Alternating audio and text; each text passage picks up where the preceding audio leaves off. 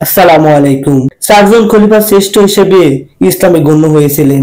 ইসলামে সর্বশ্রেষ্ঠ নেতৃত্ব দেওয়ার জন্য সাহিষ্কৃত দেওয়া হয়েছিল এই চার খলিফাকে। নাম্বার 1, হযরত আবু বকর রাদিয়াল্লাহু তাআলা আনহু, ইসলামের প্রথম খলিফা।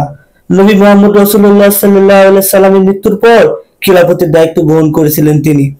নাম্বার 2, হযরত উমর ইবনুল খাত্তাব রাদিয়াল্লাহু তাআলা আনহু, দ্বিতীয় খলিফা। ইসলামের রাষ্ট্রের ভিত্তি শক্ত করে ধরেছিলেন তিনি। নাম্বার 3, হযরত উসমান ইবনে আফফান রাদিয়াল্লাহু তাআলা আনহু, তৃতীয় খলিফা। ইসলাম প্রচারে সর্বোচ্চ ভূমিকা তিনি দিয়েছিলেন। নাম্বার 4, হযরত আলী ইবনে আবু তালিব রাদিয়াল্লাহু তাআলা আনহু, চতুর্থ এবং শেষ খলিফা। নবী মুহাম্মদ রাসূলুল্লাহ সাল্লাল্লাহু আলাইহি সাল্লামের চাচা। এই চার খলিফাই ছিলেন সৎ, ন্যায়পরায়ণ ও ইসলামের শিক্ষা অনুসারে শাসন করেছিলেন। তাদের শাসনকালে ইসলামের স্বর্ণযুক্ত বলে মনে করা হতো। রাসূল সাল্লাল্লাহু আলাইহি সাল্লামের উম্মত হিসেবে আমরা যেন সঠিক আমলগুলো করতে পারি, রাসূল সাল্লাল্লাহু আলাইহি সাল্লামের আদর্শ মেনে চলতে পারি এবং সাহাবে ইকরামের মতো জীবন যাপন করতে পারি। সবাই দোয়া করবেন। আসসালামু আলাইকুম ওয়া রাহমাতুল্লাহি ওয়া বারাকাতুহু।